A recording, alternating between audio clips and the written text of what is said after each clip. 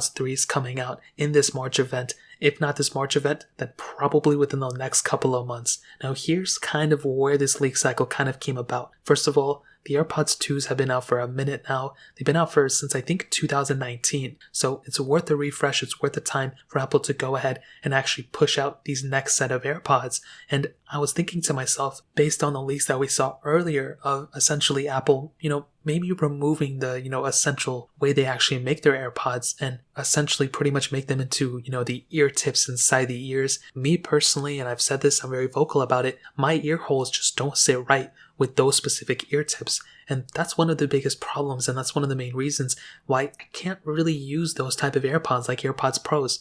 I wish I could use them because they have a lot of features, but unfortunately my ear type just doesn't fit, and I'm very saddened by it because honestly it's something I get made fun of all the time for, and if I can change it, that'd be the first thing I could change about myself. But here's the thing, and this is the craziest news that I just saw yesterday, the day before, is even though these AirPods are going to be getting into a little bit of a new redesign, essentially kind of like I've been saying essentially so much, basically what the AirPods Pros are, we are kind of seeing reports that these are going to be both in-ear and out-ear design headphones. So what that means is that you could put them in your ear with ear tips inside of them if you want to, but if you don't want to do that, they'll still be able to, rock and still be able to put in your ear perfectly fine, even if you don't put those ear tips in. And if that is the case, that could be one of the smartest and best things Apple can do. I have not seen any headphones that have that type of capability that I can think of. There may be some that I'm not thinking of right now, but if Apple does that, that is going to be a deal changer for sure. That is going to make me want to pick up these headphones up like crazy. And